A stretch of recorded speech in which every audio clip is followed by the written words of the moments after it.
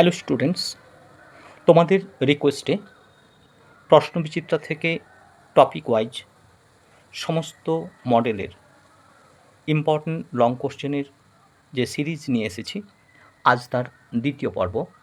অর্থাৎ এর আগের ভিডিওতে আমরা মূলদ সংখ্যা মাঝে দুই বা ততোধিক মূলদ এবং অমূলদ সংখ্যা বসানো নিয়ে ভিডিওটি করেছিলাম।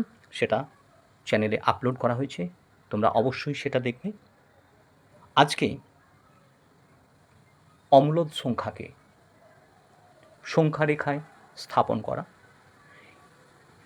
মডেলের যে সমস্ত প্রশ্নগুলো বেশি আছে সেই অঙ্কগুলো আগে আমি লিখে নেব।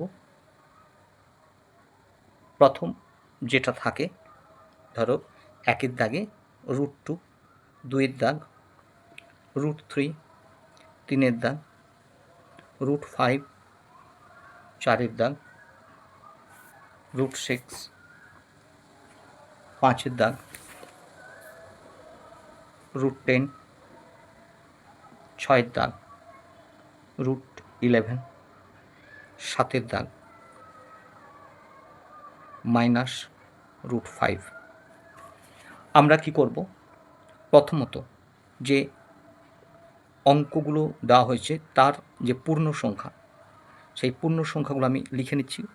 2, 3, 5, 6, 10, 11। তারপর এই সংখ্যাগুলোকে আমরা দেখব যে ওরা কোন দুটি পূর্ণবর্গ সংখ্যার মাঝে আছে। দেখো 2 এই সংখ্যাটা 1 এবং 4-এর মাঝে আছে। 3 এও আছে 1 এবং 4-এর মাঝে। 5 এই সংখ্যাটি আছে 4 এবং 9-এর মাঝে। তারপর আছে 6 এও আছে 4 এবং 9-এর মাঝে।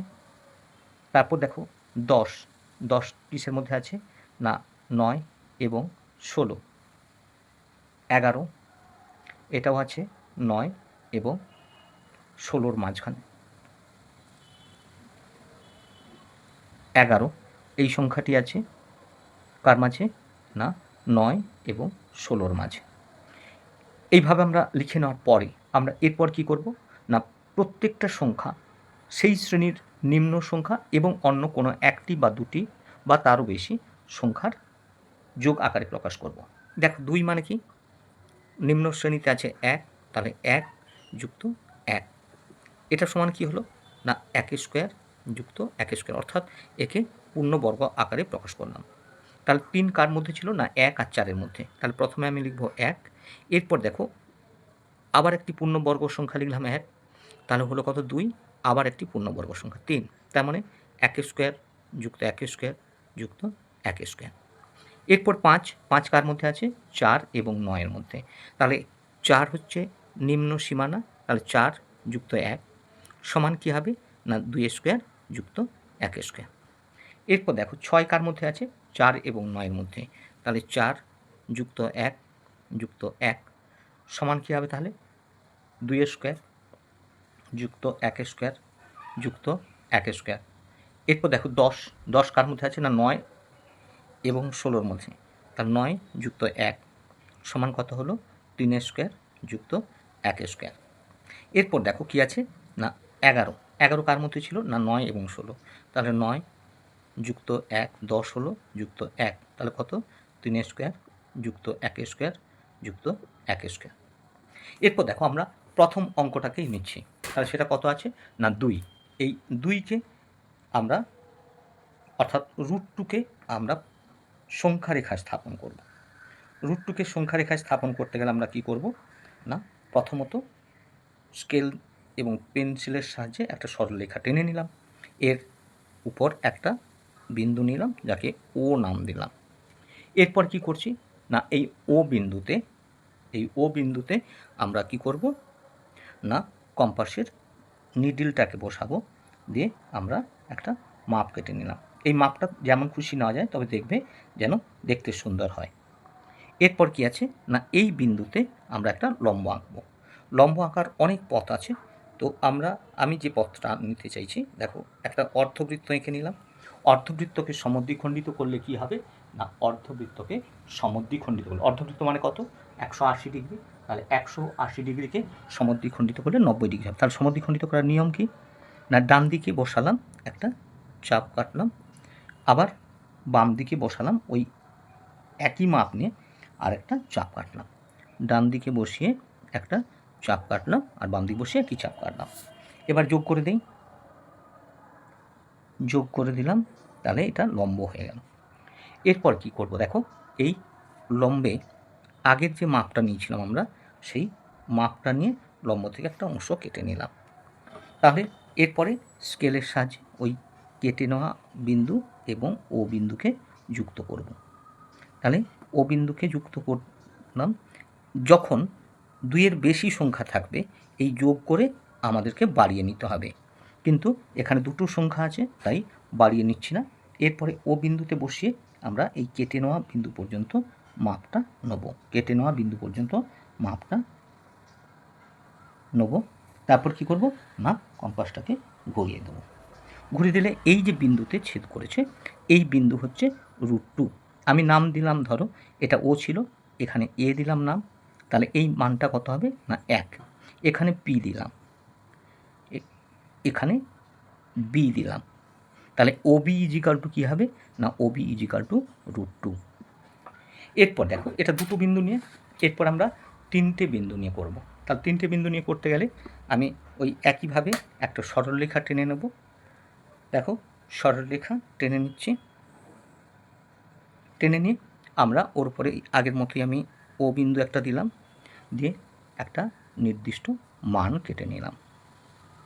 এই বিন্দুতে এবার আমি কি বলেছিলাম না, একটা লম্ব আঁকবো, লম্ব আঁকতে গিয়ে আমরা একটা অর্ধবৃত্ত আঁকবো। তাহলে অর্ধবৃত্ত আঁকবো।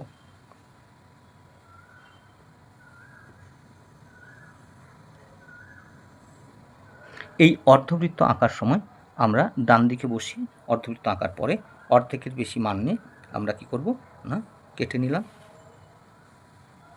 আরেকটা চাপ কাটলাম একই মাপ নিয়ে।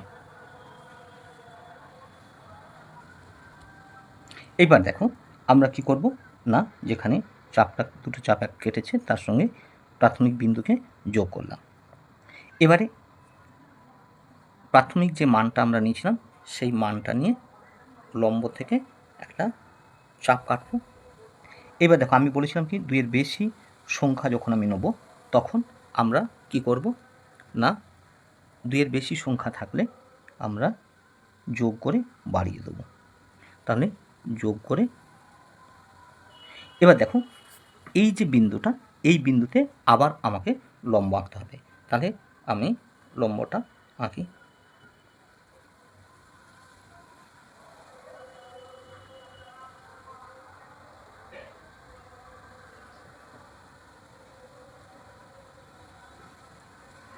অর্ধবৃত্তকে এবার সমদ্বিখণ্ডিত করব, অর্ধেকের বেশি মাপ নিয়ে একই মাপ নিয়ে আরেকটা চাপ কাটব। তাহলে দেখো এই যে বিন্দুটা পেয়েছিলাম, এই বিন্দুর সঙ্গে চাপ দুটো যেখানে ছেদ করেছে সেটাকে যোগ করলাম। এরপর কি করব না, আগের যে মানটা ছিল দেখো মানটা নিলাম, নিয়ে এখানে কেটে নিলাম। তাহলে আমি নাম দেবো, ধরো এটাকে এ দিলাম, তাহলে এটা কত ছিল না 1। এটাকে বি দিলাম, এটাকে সি দিলাম। এবার কি করব না, ও সি যুক্ত করব, ও সি যুক্ত করব।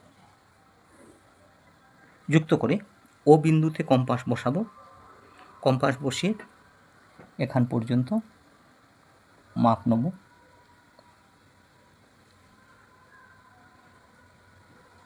এই মাপটাকে নিয়ে আমি কি করব না, চাপ কাটব। তাহলে চাপ কাটার ফলে এটা কোথায় এসছে না, আমি এখানে সি হয়েছিল এটা ডি দিলাম। তাহলে ওডি ইজিক্যাল টু কত না, ওডি ইজিক্যাল টু √3। এক্ষেত্রে একটা কথা বলি যে তোমাদের এই যে 2 আমি লিখেছিলাম 1 যুক্ত 1, তারপরে 3 লিখেছিলাম 1 যুক্ত 1 যুক্ত 1, তারপর দেখো 5 4 যুক্ত 1, অর্থাৎ একটা সিকোয়েন্স আছে, 2 3টে 2 3টে 2 3টে। এইভাবে তোমরা একটু মাথায় রাখার চেষ্টা করবে এবারে আমরা তাহলে দুটো সংখ্যা থাকলে কিভাবে করতে হয়, তিনটে সংখ্যা থাকলে কিভাবে করতে হয় সেটা দেখালাম। এরপরে যেটা করব সেটা হচ্ছে √6 কে সংখ্যা রেখায় প্রতিস্থাপন। তাহলে √6 মানে কি হচ্ছে, √4 + 1 + 1 সমান √2 স্কোয়ার যুক্ত 1 স্কোয়ার যুক্ত 1 স্কোয়ার। তাহলে এরপর আমরা কি করব না স্কেলের সাহায্যে একটা সরলরেখা টেনে নেব। সরলরেখা টেনে নিলাম, নিয়ে এরপর যেমন বলেছিলাম একটা বিন্দু ও দিলাম। এরপরে আমি একটা মাপ নিয়ে প্রথমে একটা কাটলাম, এটা হলো 1, ওইখানে বসে ওই একই মাপ নিয়ে আরেকটা কাটলাম, তাহলে হলো কত 2। এই বিন্দুটা হলো 1, এটা হলো 2, আমি এর নাম দিলাম বি। এরপরে কাজ কী ছিল না এই বিন্দুতে একটা লম্ব আঁকা। তাহলে আমি লম্ব আঁকি, লম্ব আঁকতে গেলে আমাকে কি করতে হবে না একটা অর্ধবৃত্ত এঁকে নিতে হবে। এবারে অর্ধবৃত্তের ডান পাশে নিডল বসিয়ে অর্ধেকের বেশি মাপ নিয়ে একটা চাপ কাটলাম, ওই একই মাপ নিয়ে বাম পাশে বসিয়ে আর একটা চাপ কাটব।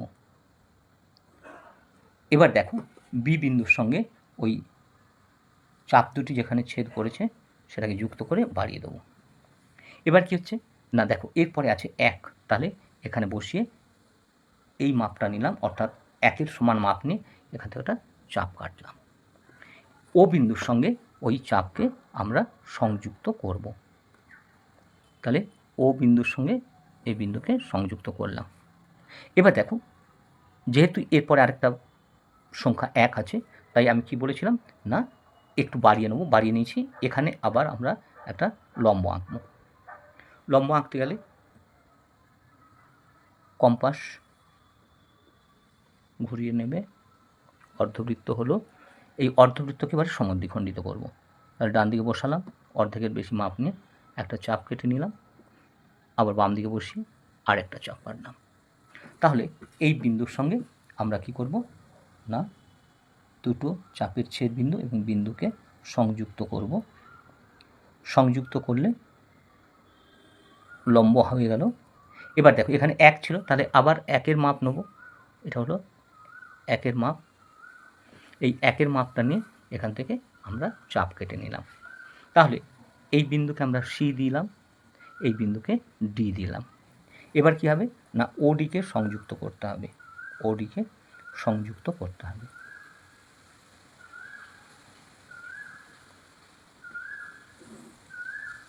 সংযুক্ত করলাম। এবারে ওডির মাপ নিয়ে ও ডি ওডির মাপ নিয়ে আমরা চাপ কাটব। তাহলে এই জায়গায় আমি নাম দিলাম ই। তাহলে ও ই = √6।